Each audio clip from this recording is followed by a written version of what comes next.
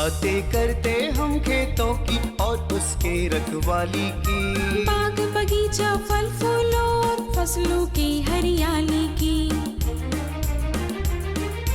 हम बीजों की बातें करते उत्तम जल संसाधन की, हम तकनीकी बातें करते फसलों के उत्पादन की। हर किसान का सपना सच हो जीवन सुखद बनाने को, गाँव-गाँव के हर आंगन का प्यारा सा ये दर्शन। कृषि दर्शन, कृषि दर्शन, कृषि दर्शन, कृषि दर्शन, कृषि दर्शन, कृषि दर्शन, कृषि दर्शन, कृषि दर्शन।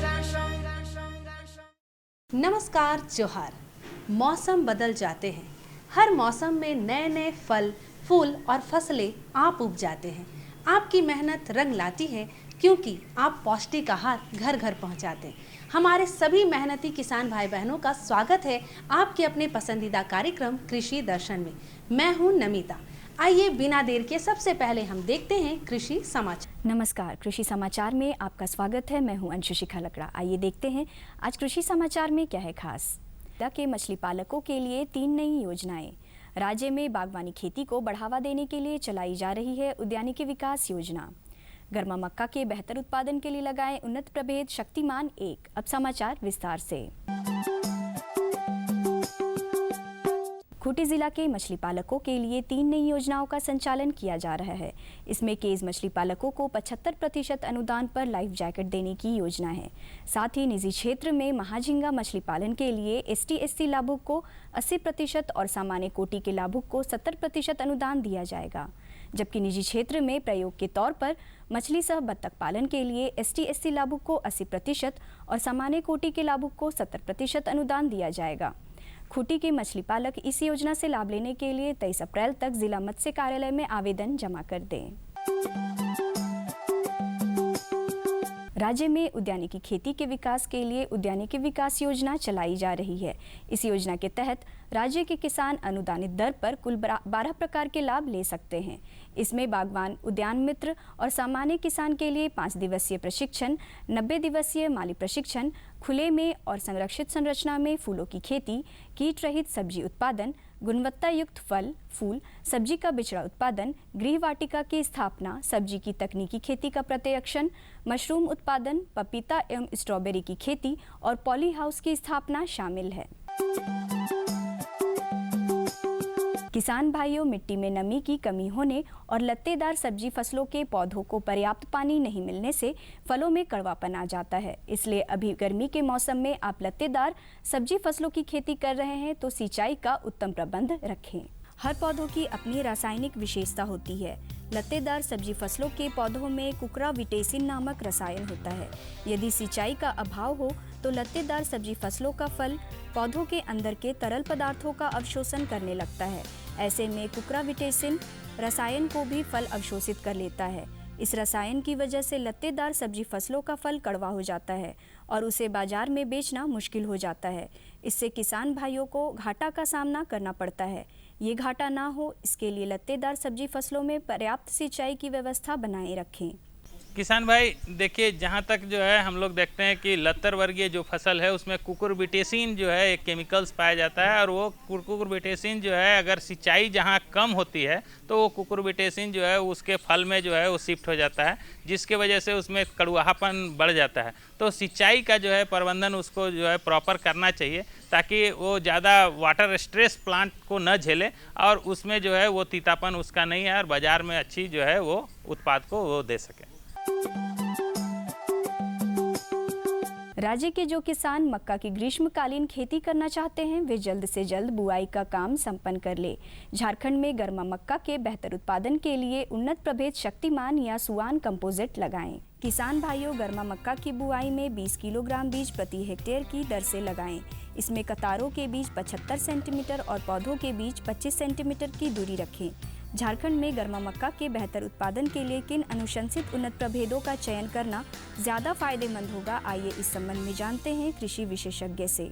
झारखंड के परिप्रेक्ष्य में आप जो है गर्मा मक्का के लिए शक्तिमान 1 और शक्तिमान 2 और अगर कंपोजिट वैरायटी करते हैं तो देवकी है या सीवान है, इसका आप बाज़ार से उपलब्धता देख लें और उसको लगाएंगे तो आपको अच्छा से अच्छा लाभ मिलेगा। किसान भाई, आप यदि मूंगफली की खेती करते हैं तो छिलके से दाना को अलग करने के लिए कृषि उपकरण ग्राउंडनट डिकोर्टिकेटर की सहायता ले सकते हैं। इसकी कार्य क्षमता 5 क्विंटल प्रतिदिन है। आज हम जानेंगे टमाटर फसल में फल छेदक कीटों को नियंत्रित करने के जैविक उपाय। टमाटर के पौधों में जब फूल निकल आए तो प्रति हेक्टेयर की दर से 1 लाख ट्राइकोग्रामा किलोनेस या ट्राइकोग्रामा ब्राजीलियनसिस खेत में डालें। एक सप्ताह के अंतराल पर 4 से 5 बार ये उपचार करें। टमाटर फसल में फल छेदक कीटों का प्रकोप नहीं होगा। और अब एक नज़र राज्य के 5 प्रमुख शहरों के मौसम के मिजाज पर। आज राज्य के 5 प्रमुख नगरों के अधिकतम और न्यूनतम तापमान कुछ इस प्रकार दर्ज किए गए। रांची का अधिकतम तापमान 36 डिग्री सेल्सियस और न्यूनतम 23 डिग्री सेल्सियस। जमशेदपुर का अधिकतम तापमान 38 डिग्री सेल्सियस और न्यूनतम 29 डिग्री सेल्सियस। मेदिनीनगर का अधिकतम तापमान 42 डिग्री सेल्सियस और न्यूनतम 24 डिग्री सेल्सियस। देवघर का अधिकतम तापमान 43 डिग्री सेल्सियस और न्यूनतम 26 डिग्री सेल्सियस। वहीं धनबाद का अधिकतम तापमान 37 डिग्री सेल्सियस और न्यूनतम 28 डिग्री सेल्सियस रहा।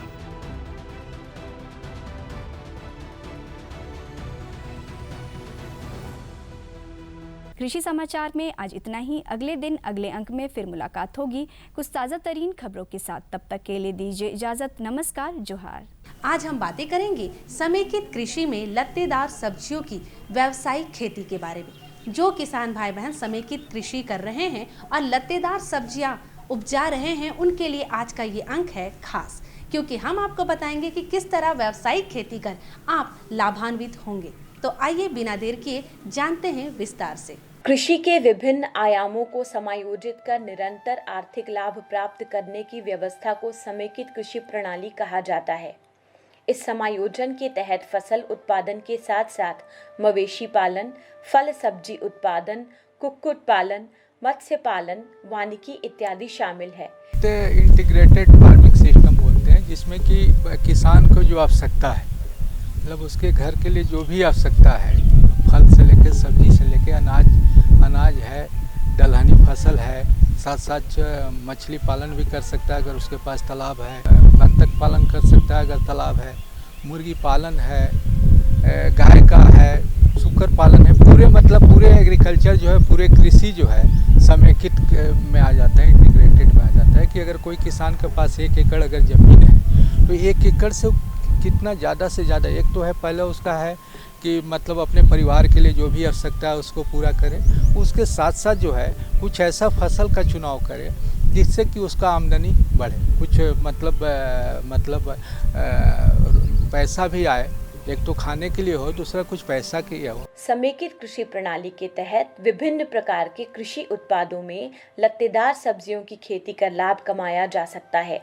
लत्तेदार सब्जियों में उन फसलों का चुनाव करें जिनकी मांग बाजार में सालों भर हो। लत्तेदार सब्जी की बात आती है और समेकित कृषि की, तो समेकित कृषि का मतलब हो गया कि उसके पास एरिया कम है, कम जमीन में उसको जब लेना है तो कुछ उस तरह का फसल है जैसे कि लत्तेदार सब्जी, कि जिसमें कम ज़मीन में भी हो सकता है। अगर हम पारंपरिक ढंग से करेंगे तो उसमें ज़मीन ज़्यादा लगता है। तो हमारे खेत में देख रहे हैं कि ट्रेलिस में है, पौधों को सहारा दिया हुआ है, तो कम ज़मीन में वर्टिकल जो है स्पेस को जो है, इसमें अगर हम ज़्यादा उत्पादन दें तो हमारा आमदनी भी होगा और उसके साथ साथ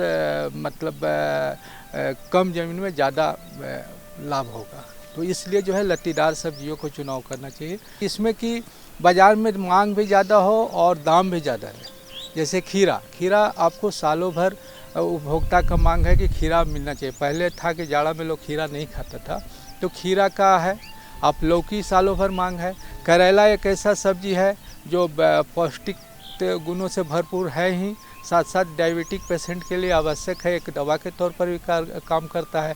आप अगर खीरा का सेवन करते हैं तो कम कैलोरी में आपका पेट भर जाएगा।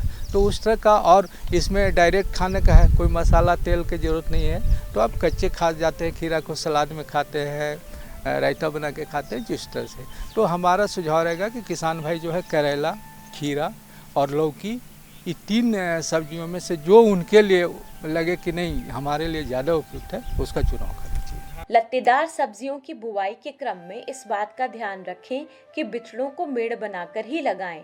उपलब्ध संसाधनों के अनुसार पौधों को सहारा अवश्य दें। 15 से 20 जून के बीच में आपका पौधा तैयार होगा जो रोपाई के लिए उपयुक्त होगा।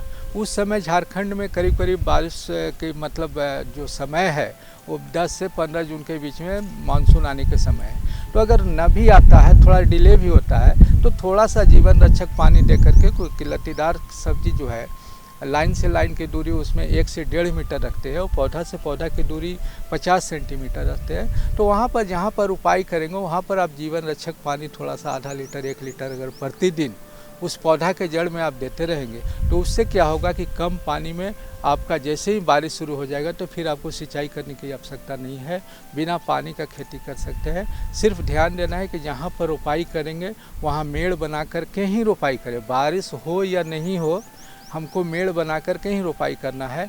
साथ साथ हमको पौधों के सहारा देना है। गांव में आपको बांस भी है, लकड़ी भी है, किसी भी चीज़ का खूंटा गाड़ करके आप चाहे तार बांधें या बांस का फट्टी बांधें या अभी प्लास्टिक का जाली आ रहा है, नेट आ रहा है जो बहुत ही 200 से 300 रुपये किलो में आपको मिल जाता है, तो उसको भी लगा करके आप उसको सहारा दे सकते हैं। अगर इस तरह से आप अपने समेकित कृषि में जो है लत्तीदार सब्जियों का करेंगे तो उससे क्या होगा कि एक तो आपको जैसे ही किसान भाई गर्मी और बरसात के बीच में गैप आता है, गर्मा फसल ख़त्म हो जाता है और बरसात का फसल शुरुआत नहीं होता, उस बीच में सब्जी का बाज़ार में मांग ज़्यादा रहता है और दाम भी ज़्यादा हो जाता है क्योंकि उतना ज़्यादा सब्जी उस समय उपलब्ध नहीं हो पाता है। उसका कारण है कि गर्मी के दिन में लोग ज़मीन पर लगाते हैं, जैसे ही बारिश प्रारंभ होता है पूरा फसल बर्बाद हो जाता है। तो अगर आप इस तकनीक से आप लगाते हैं तो जैसे ही बारिश शुरू होगा आपका फसल का उत्पादन प्रारंभ होगा और जब उत्पादन प्रारंभ हो जाएगा तो उससे क्या है कि जब आप धान के खेती में लग जाते हैं तो उसमें धान के खेती करने में भी आपको सहारा मिलेगा। उस समय जो सब्जी निकलेगा उससे आप धान के खेती में लगा सकते हैं। समेकित कृषि प्रणाली के तहत कृषि के विविध आयाम शामिल हैं, लेकिन सही समय पर उपयुक्त तकनीक का उपयोग कर लत्तेदार सब्जियों की खेती कर भी अच्छा मुनाफा कमाया जा सकता है। झारखंड के परिप्रेक्ष्य में उपयुक्त कृषि वानिकी प्रबंधन के बारे में आज हम आपको बताएंगे। आपको सबसे पहले ये जानना जरूरी है कि कृषि वानिकी क्या है। कृषि वानिकी में हम फसलों के साथ साथ वृक्षारोपण भी कर सकते हैं, भूमि की उर्वरा शक्ति को बनाए रख सकते हैं, साथ ही साथ बंजर भूमि को किस प्रकार उपयोग में लाना है ये भी जानेंगे। तो आइए बिना देर के विस्तार से जानते हैं। कृषि वानिकी खेती किसानी के क्षेत्र में कोई नया प्रयोग नहीं है।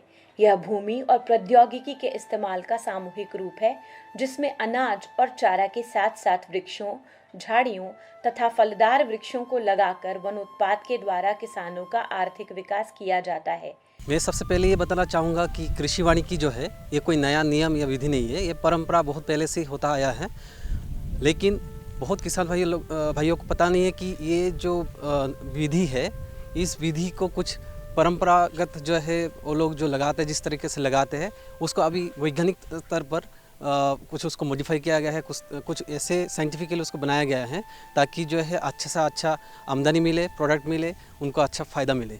कृषि वानिकी खेतों में बंजर एवं परती भूमि पर अथवा तालाबों के किनारे वृक्षारोपण कर किया जा सकता है।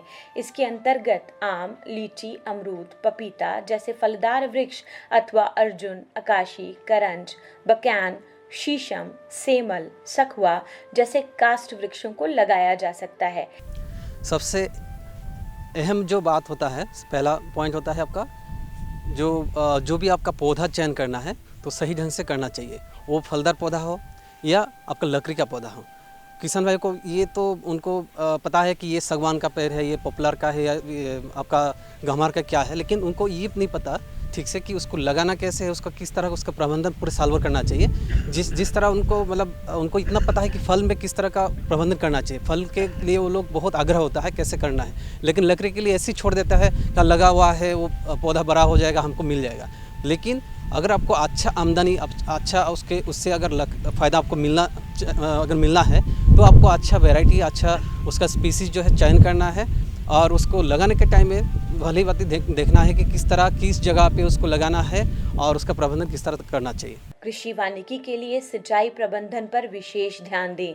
अगर सिंचाई की समुचित व्यवस्था उपलब्ध है तो आम, लीची, अमरूद जैसे फलदार वृक्ष लगाएं।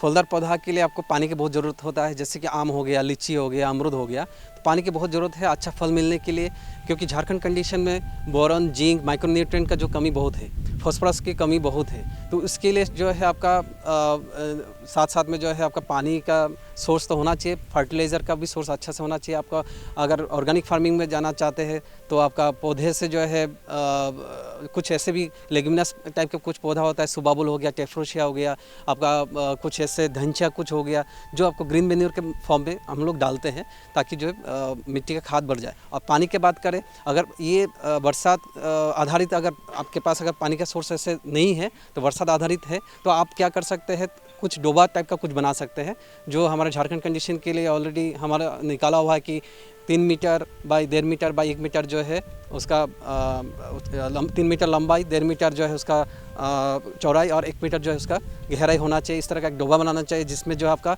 कम से कम 4500 मतलब 4500 लीटर पानी उसमें आ जाएगा। और एक गड्ढा जो है आपको 10 प्लांट मतलब 10 पौधा जो है पौधा को पानी उसका लाइफ सेविंग जो इरिगेशन बोलते हैं हम लोग 1 लीटर के हिसाब से कम इतना 6 महीने के लिए कम से कम दे सकते हैं। ये डोबा हो गया आपका सिंचाई वाला जो है आपको बरसात पानी को सेव करने के लिए। और दूसरा हो गया आपके पास अगर पानी का सोर्स है तो आपको गर्मी के कम से कम गर्मी के जो मौसम है उसमें बचाना मतलब पौधे को बचाने के लिए पानी कम से कम 3 से 4 लीटर 5 लीटर पानी पौधे को हर दिन देना चाहिए। समय समय पर खरपतवार निकालें एवं निराई गुड़ाई करें। अनाज अथवा सब्जी लगाने के लिए खेत की अच्छी तरह से जुताई कर लें। खेती के लिए जो भी कीड़ा मकोड़ा आता है उसके लिए प्रबंधन बहुत जैसे आपको सबसे पहले जो है कीड़ा मकोड़ा जो सोर्स होता है उसका पहला सोर्स होता है आपके पास खरपतवार जो अगर होगा उसको निकाल के सही ढंग से जो है उसको निकाल देना है, समय समय में निकालना चाहिए। निकाई गुड़ाई अच्छे से जो है आपका खेत को जुताई करना चाहिए ताकि जो है नीचे मिट्टी के अंदर जो भी कीड़ा वगैरह रहता है गर्मी के टाइम में दिसंबर के आसपास आपका जो है खेत अच्छे से जुताई करना चाहिए। 3-4 बार उसको डिस्क प्लाव से बहुत गहराई करके उसको जुताई करना चाहिए ताकि कीट जितना मिट्टी के अंदर है वो मर जाए। और दूसरी बात है जैसे निकाई कर रहा है निराई कर रहे हैं तो उस टाइम में ध्यान देना चाहिए कि ऐसे आसपास अगर कहीं पे इन्फेक्शन ज़्यादा है, कीट ज़्यादा है तो उसको साफ़ करके उसको जला दे, कहीं जाके गड्ढे में डाल दे, उसको जला दे। और नहीं तो फिर आपको फिर जो है केमिकल पेस्टिसाइड में जाना होगा। अगर आप ऑर्गेनिक मोड में जा रहे हैं तो आप नीम का जो ऑयल पेस्टिसाइड जो आता है, नीम वाला जो सोर्स है बायो पेस्टिसाइड बोलते हैं, उसका इस्तेमाल कर सकते हैं। या खुद नीम का जो है नीम 1 केजी नीम 10 लीटर पानी में लेके आप आधा घंटा उसको उबाल के एक कंसनट्रेट बना सकते हैं। फिर उसी में से 10 ml आपका 5 से 10 ml जो है नीम का कंसनट्रेट लेके आप 1 लीटर पानी मिला के उसका छिड़काव कर सकते हैं ताकि कीट पतंग जितना कुछ है वो भाग जाए या मर जाए। कृषि वानिकी टिकाऊ कृषि का आधार है। यह सामाजिक एवं पर्यावरणीय दृष्टिकोण से महत्वपूर्ण है ही, साथ ही किसानों को यह आर्थिक मजबूती प्रदान करता है। देखा ना किसान भाई बहनों, झारखंड के परिप्रेक्ष्य में उपयुक्त कृषि वानिकी प्रबंधन से हम कितना लाभान्वित हो रहे हैं। तो मुझे पूरा विश्वास है कि आज का ये अंक आपको बहुत ही पसंद आया है। अब जाते जाते हर बार की तरह आपको याद दिला दूं कि आप हमारे साथ जुड़ सकते हैं फेसबुक और ट्विटर पर। साथ ही साथ आप कृषि दर्शन के हर अंक को कभी भी कहीं भी देख सकते हैं यूट्यूब पे। अब फटाफट निकालिए कॉपी कलम, क्योंकि आपको हमारा पता भी तो लिखना है। हमारा पता है कार्यक्रम कृषि दर्शन, कृषि प्रकोष्ठ द्वारा केंद्र निर्देशक, दूरदर्शन केंद्र, रातू रोड, रांची, पिन संख्या 834001। हमारी पूरी कोशिश होती है कि हम खेती बाड़ी से जुड़ी ढेरों जानकारियाँ आप तक पहुंचाएं। नए तकनीक, वैज्ञानिक विधि, उपकरण के बारे में आपको अवश्य बताएं ताकि खेती कार्य में आपको सुविधा हो। आज के अंक में इतना ही। अब आप मुझे और हमारी कृषि दर्शन टीम को विदा दीजिए ताकि अगले अंक में फिर से नई जानकारी के साथ हम आपसे बातें करें। तब तक के लिए नमस्कार, जोहार।